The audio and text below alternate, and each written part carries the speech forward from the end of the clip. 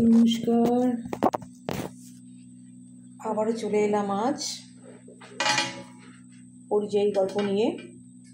আজ ভেবেছিলাম আসবো না, কিন্তু এমন কিছু কমেন্ট আমার নজরে পড়ল যেখানে যারা সচরাচর কমেন্ট করতে চান না, একটু আড়ালেই থাকতে চান, সেরকম কিছু মানুষও অসুস্থ থাকা সত্ত্বেও কমেন্ট করেছেন যে আমরা শুনতে চাই। আর আরেকটা স্মৃতি আমার ভীষণভাবে জেগে উঠল। আমি যখন অনামিকা লিখছিলাম আমার উজানের স্রোতে কলমে মহুয়া ঘোষ ফেসবুক পেজে, তখন একদিন রাত 1:30, তখন আমি লিখে যাচ্ছিলাম, গল্পটা পোস্ট করা হয়ে ওঠেনি। তখন হঠাৎ করে একজন পাঠিকা আমাকে মেসেঞ্জারে লিখলেন, আজ এখনও অনামিকা পেলাম না তো। এই মেসেজটা আমাকে ভীষণভাবে নাড়া দেয়। তখন আমি বুঝলাম যে তোমার জীবনে যতই ব্যস্ততা থাক, তোমার জীবনে যতই ঝড় উঠুক, দুঃখ যন্ত্রণা সুখ আনন্দ আসুক, তোমার পাঠকদের কাছে যেটা কমিটমেন্ট সেটা কিন্তু তোমাকে রাখতে হবে। আমি কমিট করেছিলাম যে রোজ পোস্ট করব অনামিকা একটা পর্ব করে, তো সেটা আমাকে পোস্ট করতে হবে এবং করছিলাম। তা আজকে ভেবেছিলাম আসবো না, কিন্তু আমার মনে হলো আমি তো প্রথম পর্বের দিনই বলে দিয়েছিলাম রোজ আসবো, এবং দেখছি যে মানুষ আস্তে আস্তে আস্তে আস্তে অ্যাকসেপ্ট করছে না। আমি ভেবেছিলাম বোধহয় মানুষ পড়বেন না বা শুনবেন না, পড়বেন না নয়, শুনবেন না, অতটা কি ইন্টারেস্ট পাবেন, মানে কোনো মিউজিক নেই, কিছু নেই, চুপচাপ বসে পড়ছি। কিন্তু দেখছি যে না, বেশ কিছু আমার সিনিয়র দিদিরা বলছেন যে না আমরা শুনছি, তুমি পড়ো। তো সেজন্য আসতেই হলো, তাদের ডাকে সাড়া দিয়ে আমাকে আসতে হবে, কারণ তাদের জন্যই তো আমি লিখছি, তাদের জন্যই লিখেছি। সেজন্যই আজকে আমি আবার চলে এলাম। তো শুরু করছি গল্পটা। কাল শেষ করেছিলাম যে কিচেনে গিয়ে চা ঢাললো নিজের কাপে নবীন, পাশের ট্রেতে পড়ে থাকলো মোহিনীর কাপটা। ওরও কি মন খারাপ নবীনের মতো? চেনা রেস্তোরাঁয় পছন্দের কোনার টেবিলে মুখোমুখি নবীন ও অরবিন্দ। তোর ডুয়ার্স ট্রিপ কেমন হলো? খুব ভালো। একজনের সাথে আলাপ হলো ওখানে, জানো কি ট্রিমেন্ডাস ভালো গলা, you just can't believe. Gender কি? জেন্ডার পুরুষ না মহিলা? মহিলা। কেন? এই তোর উৎসাহের কারণটা খুঁজছিলাম। এই তুমি শুনলে না, তুমি আরও বেশি রাখাতে। রেকর্ড করেছিস? শোনা তো ছোট্ট করে। নবীন টেপ অন করে একটা সিগারেট ধরায়। অরবিন্দ কানের কাছে যন্ত্রটা ধরে চোখ বুঝে শুনতে লাগলো। নবীন চুপচাপ অরবিন্দের মুখের পেশি লক্ষ্য করে যাচ্ছিল। এ তো অবিশ্বাস্য রে, এরকম ট্যালেন্ট পড়ে পড়ে নষ্ট হচ্ছে। এনাকে বলিসনি আমাদের এখানে পার্টিসিপেট করতে? বলেছি, আসার সময় কার্ডও দিয়ে এসছি। বলেছি আমার সাথে কন্ট্যাক্ট করবে কিনা আমার ডাউট আছে। পরিচয় পর্ব কত দূর এগিয়েছে? খুব বেশি দূর নয়। হাজব্যান্ড অর্নিথোলজিস্ট, গান বাজনায় তেমন কোনো ইন্টারেস্ট নেই, তাই ওনারও আর গান নিয়ে এগোনো হয়নি। গান তবে নিজের জন্য। বাই দ্য ওয়ে, মোহিনী কেমন আছে? ও তো এখন সিঙ্গাপুরে অফিস ট্যুরে। একা? না, বস আছে সাথে। অরবিন্দ মুখ থেকে ধোঁয়াটা ছেড়ে বলল, এবার লাগামটা টান, অনেক তো হলো। এবার আসলে একটা সেটেলমেন্টে আসতে হবে। লিভ ইন করতে আর ভালো লাগছে না। আসলে তুমি তো জানো আমাকে, একটু সেকেলে আছি, বাট ভালো আছি। Middle class fellow with ambitious girl, এই ক্যাপশনটা তো ড্রয়িং রুমের ডিজাইনার দেওয়ালে লাগিয়ে রাখ। সেই তুমি যাই বলো না কেন, এবার আমি কিন্তু একটু হার্টি হয়েছি। অরবিন্দ ধোয়ার রিং ছাড়তে ছাড়তে বলল, কেন? তোকে না জানিয়ে সিঙ্গাপুরে গেছে বলে? অফকোর্স। কবে ভিসা পেল? আমাকে কিছুই বললো না। তাহলে আর কিসের আমাদের মধ্যে আন্ডারস্ট্যান্ডিং? কিসের পারস্পরিক নির্ভরতা, বিশ্বাস, ভরসা, কিসের?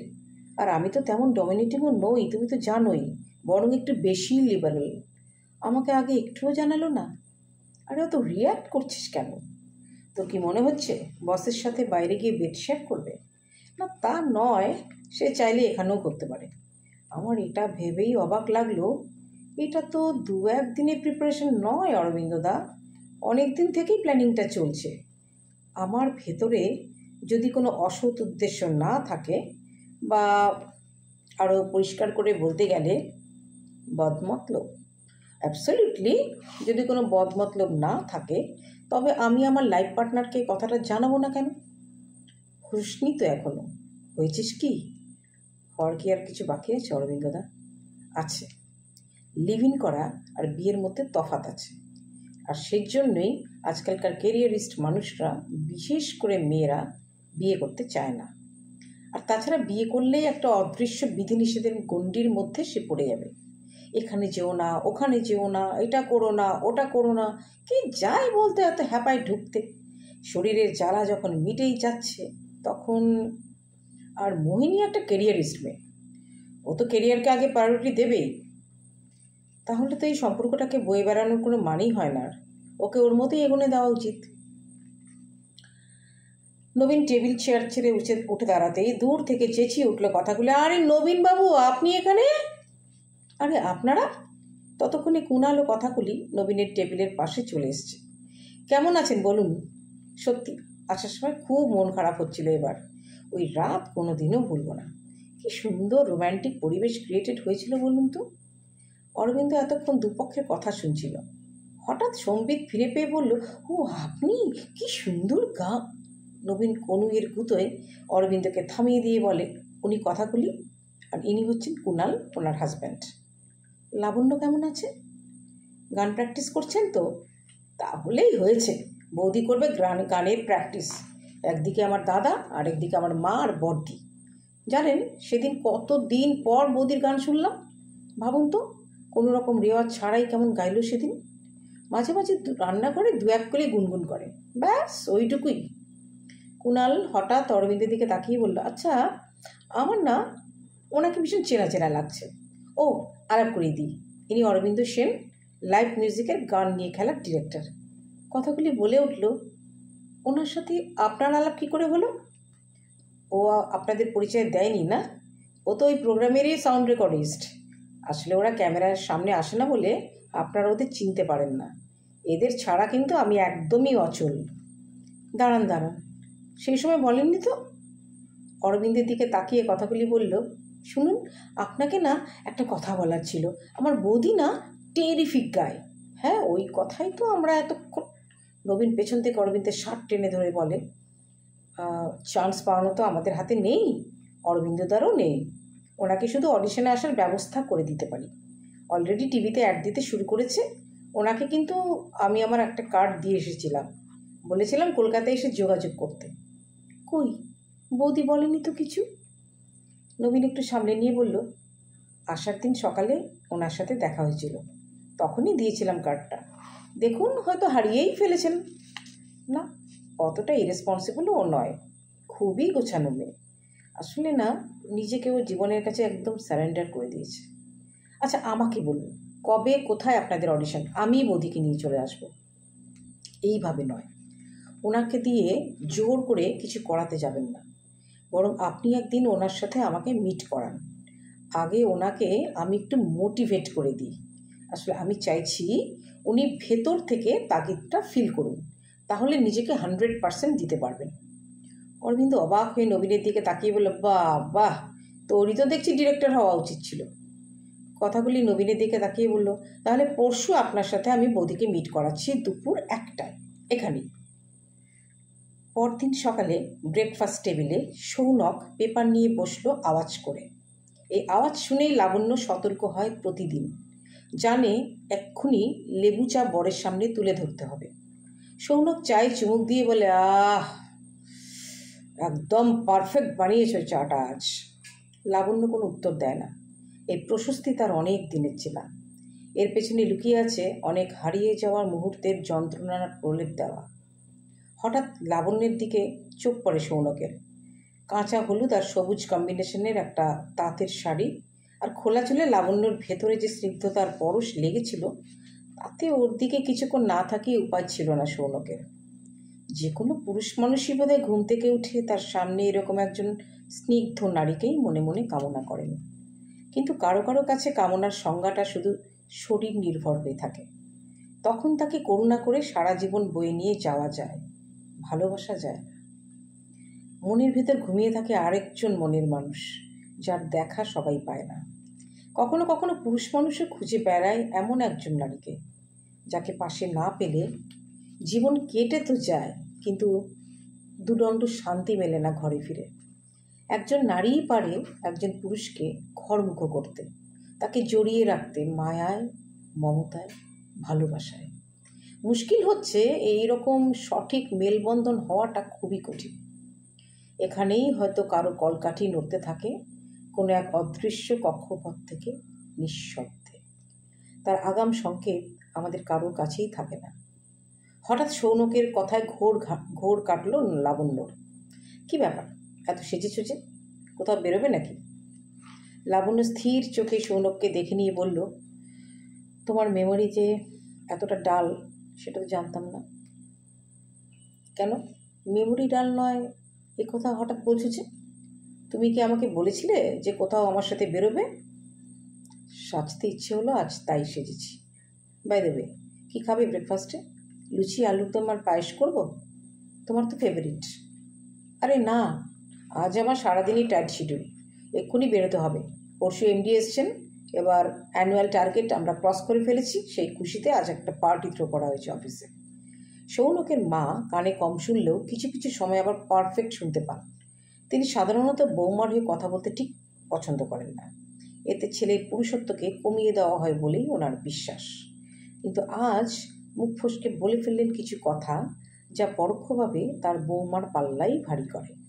ও মা, তুই আজ বাড়িতে খাবি না দুপুরে? আজ তো ভালো মন্দ রান্না হবে দুপুরে, আজ ছুটি নিলে পারতি। কেন, আজ কি এমন স্পেশাল দিন বলো তো?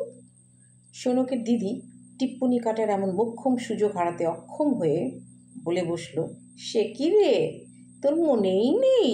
আজ তো তোদের বিবাহ বার্ষিকী, সেই জন্যই তো তোর বউ সকাল থেকে সাজগোজ শুরু করেছে স্বামীর মন ভজাতে, তাই না রে লাবু? কথাগুলি কি করে যেন রাইট মোমেন্টেই এন্ট্রি নেন লাবণ্যর জীবন নাট্যমঞ্চে। দিদি, তোর হয়তো স্বামীর মন ভজানোর জন্য সাজগোজ করে নিজেকে গুছিয়ে রাখতে হয়, বৌদিকে তা করতে হয় না। আমি শিওর তোর লাবু তার নিজের জন্যই সাজে। নিজেকে দেখতে ভালো না লাগলে ওর মনও তো ভালো থাকবে না সারাদিন। তোদের জন্য বেগার খাটবে কি করে তাহলে? সৌনকের মুড ফ্লাকচুয়েশন নিয়ে বোধহয় একটা থিসিস পেপার জমা দিতে পারে লাবণ্য।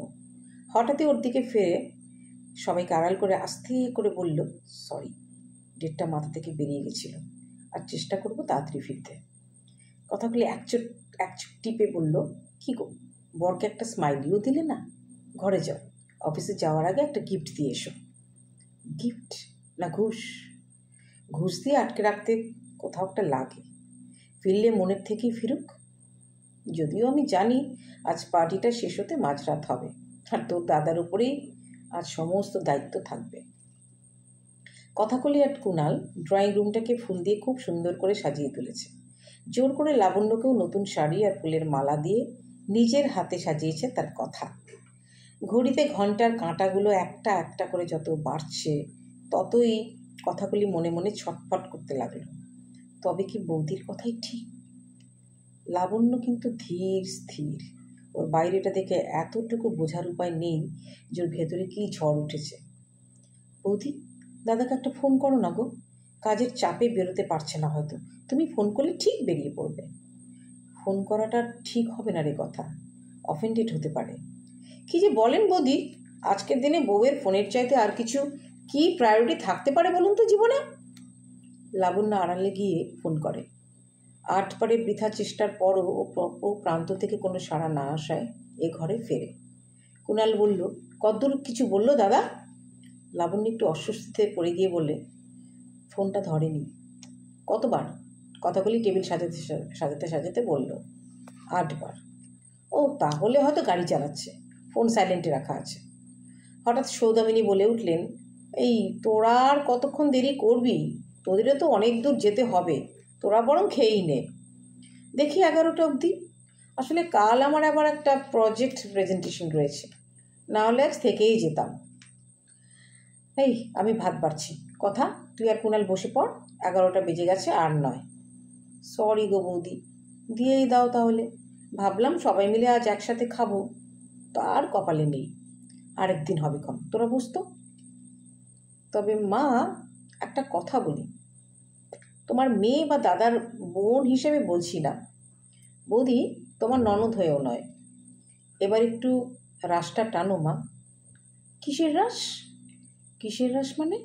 দাদার চালচলন, কথাবার্তা তোমার কি নর্মাল মনে হয় মা? আহ, কথা ভালো করে মন দিয়ে খা না, পরে গল্প করিস। লাবণ্য তাড়াতাড়ি কথাকে থামাতে চায়। দাঁড়াও বৌমা, শুনি ও কি বলতে চায়। হ্যাঁ বল, দাদা কি অস্বাভাবিক আচরণ করেছে? বৌদির সাথে দাদা সবসময় যেভাবে কথা বলে, সেটাকে কি তোমার ঠিক মনে হয়? তোমার চোখের সামনেই তো সব কিছু ঘটে, তুমি দেখো শোনো, অথচ ছেলেকে কিছুই বলো না। পুরুষ মানুষের ওইটুকু দাপট তো থাকবেই। আমি কি তোর বাবার কম দাপট সহ্য করেছি? জমানাটা কিন্তু আর যার তোমাদের নেই মা। আর তাই যদি বলো, ধরো তোমার জামাই যদি আমার ওপরে এইরকম দাপট দেখায়, তোমার ভালো লাগবে? তখনও তুমি তোমার জামাইকেই সাপোর্ট করবে তো? ভেবে নিয়ে বলো কিন্তু। করলে দুজনকেই সাপোর্ট করবে, ছেলেকেও জামাইকেও, আর নইলে একদম নিউট্রাল থাকবে। তাহলে তোমারই সংসারে মঙ্গল হবে মা। আমার আর কি?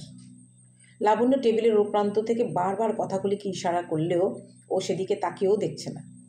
তবে একটা কথা কিন্তু কান খুলে শুনে রাখো, তোমার বউ তোমার ছেলের দাপট শুনছে, তোমার মেয়ে কিন্তু তোমার জামাইয়ের দাপট শুনবে না।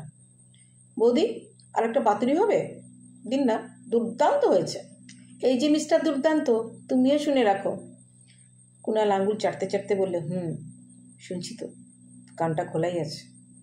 হঠাৎ সৌদামিনী বলে উঠলেন, তুই তো চাকরি করিস। কুণাল খাওয়া থামিয়ে বলে উঠল, হ্যাঁ তো?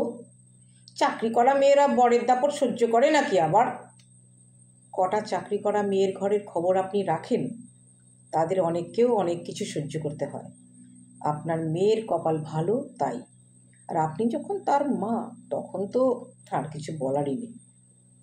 কথাগুলি ঠান্ডা চোখে কুণালকে দেখে নিয়ে বলল, খাওয়া হয়েছে না আরও কিছু বাকি আছে? বাকি আছে। কোনো আপত্তি? না। আমি উঠলাম। রাত 2টোর ঘন্টা ঢং ঢং করে বেজে উঠতেই লাবণ্যর ঘুমটা চটকে যায়। ড্রয়িং রুমের কর্নারে ডাইনিং টেবিলের ওপর কখন যেন ঘুমিয়ে পড়েছিল সে। হঠাৎ কলিং বেল বেজে ওঠে। লাবণ্য দৌড়ে গিয়ে দরজা খুলতেই দেখে সৌনক দরজায় দাঁড়িয়ে প্রায় ঝুলছে। একটা ঝাঁঝালো গন্ধ ওর নাকে এসে পড়তেই ওর মন রাগে, অভিমানে, অপমানে পুড়তে থাকে। দরজা থেকে সরে দাঁড়িয়ে ও সৌনককে আসার রাস্তা করে দেয়। সৌনক টলতে টলতে কোনো রকমে বেডরুমে পৌঁছয়। ব্যাস, আজ এইটুকুই থাক, পরে আবার আসছি নেক্সট পর্বটা নিয়ে। নমস্কার, শুভরাত্রি।